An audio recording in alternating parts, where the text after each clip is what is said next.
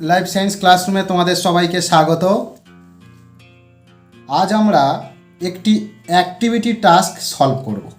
তো সেখানে প্রথম প্রশ্ন দেওয়া আছে, পাতার মাধ্যমে প্রাকৃতিক অঙ্গজ বংশ বিস্তার করে যে উদ্ভিদ সেটি নির্বাচন করো। অপশানে দেওয়া আছে কতে মিষ্টি আলু, খতে কচুরিপানা, গতে আদা, ঘতে পাথরকুচি। তো এই প্রশ্নের উত্তর লিখতে গেলে পূর্ণ বাক্যে অবশ্যই লিখতে হবে এবং অপশানের যে অপশানগুলো আমি লিখব তার অবশ্যই ক্রমিক সংখ্যাটাও লিখতে হবে। তো তাহলে উত্তর লিখলে কি হবে? উত্তর হবে পাতার মাধ্যমে প্রাকৃতিক অঙ্গজ বংশবিস্তার করে যে উদ্ভিদ সেটি হলো, এবার একটু হাইফেন দেওয়া হবে, দিয়ে লিখতে হবে ঘ পাথরকুচি। অর্থাৎ উত্তর হলো অপশান ঘ পাথরকুচি। সেটাকে পূর্ণ বাক্যে ওভাবে লিখতে হবে। দ্বিতীয় প্রশ্ন, শঙ্করায়ন পরীক্ষার জন্য মেন্ডেলের মটর গাছ বেছে নেওয়ার সঠিক কারণটি স্থির করো। অপশান কতে দেওয়া আছে মটর গাছের বংশবিস্তারে অনেক সময় লাগে। অপশান খতে দেওয়া মটর গাছে বিপরীতধর্মী বৈশিষ্ট্যের উপস্থিতি খুবই কম। অপশান গতে দেওয়া মটর ফুল স্বপরাগী হওয়ায় বাইরে থেকে অন্য চারিত্রিক বৈশিষ্ট্য মিশে যাওয়ার সম্ভাবনা কম। অপশান ঘতে দেওয়া মটর গাছের ফুলগুলিতে কৃত্রিমভাবে ইতর পরাগযোগ ঘটানো সম্ভব নয়। তো উত্তর একইভাবে লিখতে গেলে লিখতে হবে শঙ্করায়ন পরীক্ষার জন্য মেন্ডেলের মটর গাছ বেছে নেওয়ার সঠিক কারণটি হলো, দিয়ে হাইফেন দিয়ে অপশান গ দেবে, দিয়ে ওই উত্তরটা লিখে দেবে। এরপরে বলছে 3 নম্বরের প্রশ্ন বলছে নিচের যে বক্তব্যটি সঠিক নয় সেটি চিহ্নিত করো। অপশান কতে দেওয়া আছে অতিরিক্ত বাষ্পমোচন রোধ করার জন্য ফণিমনসার পাতা কাঁটায় রূপান্তরিত হয়েছে। অপশান খতে দেওয়া রুই মাছের পটকার পশ্চাৎ প্রকোষ্ঠে অবস্থিত রেটিয়া মিরাবিলিয়া গ্যাস উৎপাদন করে। অপশান গতে দেওয়া পায়রার ফুসফুসের সঙ্গে প্রধানত 9টি বায়ুথলি যুক্ত থাকে যা পায়রাকে উড়তে সাহায্য করে। আর অপশান ঘতে দেওয়া উটের আরবিসি ডিম্বাকৃতি হওয়ায় অতি ঘন রক্তের মধ্য দিয়ে এটি সহজেই প্রবাহিত হতে পারে। তো একইভাবে প্রশ্নের উত্তর কিভাবে লিখব? লিখতে হবে যে বক্তব্যটি সঠিক নয় সেটি হলো, হাইফেন দিয়ে অপশান খ দিয়ে যে রুই মাছের পটকার পশ্চাৎ প্রকোষ্ঠে অবস্থিত রেটিয়া মিরাবিলিয়া গ্যাস উৎপাদন করে। এই 3টি ছিল এমসিকিউ প্রশ্ন। এবারে আছে এসএকিউ প্রশ্ন। সেখানে 2-এর দাগে বলছে, 1 নম্বর প্রশ্নে বলছে মানব বিকাশের বয়ঃসন্ধি দশার একটি গুরুত্বপূর্ণ বৈশিষ্ট্য উল্লেখ করো। তা আমরা সেখানে অ্যান্সারে কী লিখব? আমরা জানি সাধারণত 13 থেকে 19 বছর সময়কালকে বয়ঃসন্ধি বলা হয়। মানব বিকাশের বয়ঃসন্ধি দশার গুরুত্বপূর্ণ বিষয়টি হলো এই সময়ে মানুষের বৃদ্ধির হার সবচেয়ে বেশি হয়। এটি 1 নম্বর গুরুত্বপূর্ণ বৈশিষ্ট্য। এছাড়াও যদি তোমরা আরও লিখতে চাও আমি 2-1টি বলে দিচ্ছি। দ্বিতীয় বলতে হয় এই সময় পুরুষদের টেস্টোস্টেরন এবং মহিলাদের ইস্ট্রোজেন ও প্রোজেস্টেরন হরমোনের ক্রিয়ার জন্য বিভিন্ন গৌণ যৌন বৈশিষ্ট্য প্রকাশিত হয়। 3 নম্বর এই সময় পিটুইটারি নিঃসৃত হরমোনগুলির সক্রিয়তা বৃদ্ধি পায়, ফলে অন্যান্য অন্তঃক্ষরা গ্রন্থির সক্রিয়তাও বৃদ্ধি পায়। 4 নম্বর দেহের সুসামঞ্জস্য বৃদ্ধি ঘটে। তাহলে আমি 4টি গুরুত্বপূর্ণ বৈশিষ্ট্য বলে দিলাম, কিন্তু আমার প্রশ্নে চেয়েছে যে কোনো একটি। তাহলে তোমরা এর মধ্য থেকে যে কোনো একটি বৈশিষ্ট্য নির্বাচন করে লিখে দেবে ওখানে। তবে ব্র্যাকেটে কিন্তু তোমরা অবশ্যই সময়কালটা লিখে দেবে, যে বয়ঃসন্ধি দশাটা কত থেকে কত সময়কালের মধ্যে থাকে। পরের প্রশ্ন বলা আছে 2.2তে বলা আছে বৃষদিশ শব্দটি বেছে লেখো।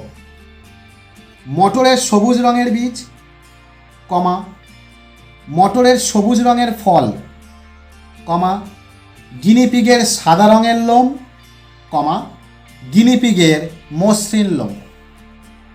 তাহলে এই যে চারটি দিয়েছে এর মধ্য থেকে আমার বৃষদৃশ্য শব্দটি বেছে নিয়ে লিখতে হবে।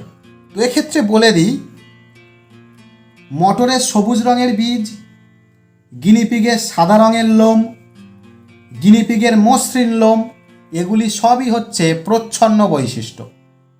একমাত্র মটরের সবুজ রঙের ফল প্রকট বৈশিষ্ট্য। তাহলে এখান থেকে বৃষদৃশ্য শব্দটি বেছে লেখো, তার উত্তর হবে মটরের সবুজ রঙের ফল। এটি প্রকট বৈশিষ্ট্য, বাকি তিনটি প্রচ্ছন্ন বৈশিষ্ট্য। তাহলে এটি একমাত্র বৃষদৃশ্য। 2.3তে বলছে নিচে সম্পর্কযুক্ত একটি শব্দজোড় দেওয়া আছে। প্রথম জোড়টির সম্পর্ক বুঝে দ্বিতীয় জোড়টির শূন্য স্থানে উপযুক্ত শব্দ বসাও। সেখানে বলা আছে ব্যবহার ও অব্যবহারের সূত্র ইস্টু ল্যামার্ক, ডাবল ইস্টু দিয়ে দেওয়া আছে প্রাকৃতিক নির্বাচন ইস্টু ড্যাশ। তাহলে ওই যে শূন্য স্থানে লিখতে হবে ডারউইন। অর্থাৎ ব্যবহার ও অব্যবহারের সূত্র বিজ্ঞানী ল্যামার্কের, আর প্রাকৃতিক নির্বাচনবাদ বা প্রাকৃতিক নির্বাচন এই যে তত্ত্ব, এটি হচ্ছে ডারউইনের। তাহলে এই গেল আমাদের 2-এর দাগের প্রশ্ন, এসএকিউ প্রশ্ন। এবারে 3-এর দাগে বলছে 2টি বা 3টি বাক্যে উত্তর লেখো। সেখানে 3.1 দাগে বলছে স্বপরাগযোগের একটি সুবিধা ও একটি অসুবিধা উল্লেখ করো। স্বপরাগযোগের প্রথম সুবিধা, বাহকের ওপর নির্ভর করতে হয় না। দ্বিতীয় সুবিধা, নতুন অপত্য উদ্ভিদে জনিত্রী উদ্ভিদের বৈশিষ্ট্য বজায় থাকে। প্রথম অসুবিধা, নতুন বৈশিষ্ট্যপূর্ণ উদ্ভিদ উৎপন্ন না হওয়ায় নতুন প্রজাতির সৃষ্টি সম্ভব হয় না। আর দ্বিতীয় অসুবিধা হলো বীজগুলি নিম্নমানের হয় এবং ওই বীজ থেকে উৎপন্ন অপত্য উদ্ভিদের অভিযোজন ক্ষমতা খুবই কম হয়। তাহলে এই হলো আমার অসুবিধা। দ্বিতীয় প্রশ্ন বলছে একসংকর জননে F2 জনুর ফিনোটাইপিক অনুপাত সবসময় 3:1 নাও হতে পারে। উদাহরণের সাহায্যে ব্যাখ্যা করো। আমরা জানি মেন্ডেলের একসংকর জননের ক্ষেত্রে বিশুদ্ধ প্রকট বৈশিষ্ট্যর সঙ্গে বিশুদ্ধ প্রচ্ছন্ন বৈশিষ্ট্যের সংকরায়ন করা হলে প্রথম অপত্য জনুতে সর্বদা বিশুদ্ধ সংকর উদ্ভিদের জন্ম হয়। অর্থাৎ এক্ষেত্রে আমরা দেখি কিন্তু যে প্রথম অপত্য জনুতে যে জীবটি হবে সেটি সংকর প্রকৃতির, কিন্তু তার মধ্যে প্রকট গুণ প্রকাশ পায়। তাই এই ক্ষেত্রে ফিনোটাইপ অনুপাত সর্বদা 3:1 হয়। কিন্তু এর একটি ব্যতিক্রম আছে যেখানে অনুপাত 3:1 হয় না, সেটি হলো অসম্পূর্ণ প্রকটতা। এটি দেখা যায় সন্ধ্যামালতী ফুল, স্ন্যাপড্রাগন ফুল এবং অ্যান্ডালুসিয়ান মুরগির ক্ষেত্রে। সেখানে কি হয়, বিশুদ্ধ প্রকট বৈশিষ্ট্যর সঙ্গে বিশুদ্ধ প্রচ্ছন্ন বৈশিষ্ট্যের সংকরায়ন করা হলে প্রথম অপত্য জনুতে প্রকট ও প্রচ্ছন্ন উভয় গুণ সম্পূর্ণরূপে প্রকাশে ব্যর্থ হয়। এমতো অবস্থায় প্রকট ও প্রচ্ছন্নর মধ্যবর্তী একটি নতুন বৈশিষ্ট্য প্রকাশ পায়। তাই এক্ষেত্রে ফিনোটাইপ অনুপাত আসবে 1:2:1। অর্থাৎ নর্মাল একসংকর জননের F2 জনুতে অনুপাত 3:1 এবং এই অসম্পূর্ণ প্রকটতার ক্ষেত্রে অনুপাত হবে 1:2:1। তাহলে আমার যেটা প্রশ্নে বললো দেখো যে একসংকর জননের F2 জনুতে ফিনোটাইপ অনুপাত সবসময় 3:1 নাও হতে পারে। ব্যতিক্রম যখন হবে তখন কিন্তু অনুপাত 3:1 হবে না। আর যদি ব্যতিক্রম না হতো তাহলে কিন্তু নর্মাল অবস্থায় সর্বদা একসংকরের ফিনোটাইপ অনুপাত হবে 3:1। কিন্তু এখানে ব্যতিক্রম হলো বলে অনুপাত 1:2:1। তাহলে উত্তর হবে অসম্পূর্ণ প্রকটতা। পরের প্রশ্ন বলছে বড় প্রশ্ন, সেখানে 4 দাগে প্রশ্ন। প্রথম বলছে ডারউইনের মতবাদ অনুসারে যোগ্যতমের উদ্বর্তন কিভাবে ঘটে ব্যাখ্যা করো। কি বলছে? বলছে ডারউইনের মতে যে সকল জীবের মধ্যে অনুকূল প্রকরণ থাকে তারা পরিবেশের সঙ্গে নিজেকে অভিযোজিত করে এবং জীবন সংগ্রামে জয়ী হয় এবং পৃথিবীতে নিজের অস্তিত্ব টিকিয়ে রাখার জন্য যোগ্য বলে বিবেচিত হয়। অপরদিকে প্রতিকূল প্রকরণযুক্ত জীব জীবন সংগ্রামে পরাজিত হয়ে ধীরে ধীরে পৃথিবী থেকে অবলুপ্ত হয়। এটি হচ্ছে ডারউইনের যোগ্যতম উদ্বর্তন। তবে এক্ষেত্রে উল্লেখ্য, কোনো একটি বিশেষ পরিবেশে একটি জীব বাঁচার অযোগ্য হলেও অন্য কোনো পরিবেশে সে বাঁচার যোগ্য বলে বিবেচিত হতে পারে। তাহলে এটি হচ্ছে এখানে বলে রাখতে হয়। তো সর্বদা একটি পরিবেশে যে জীবটি যোগ্য সেটির উদ্বর্তন ঘটল।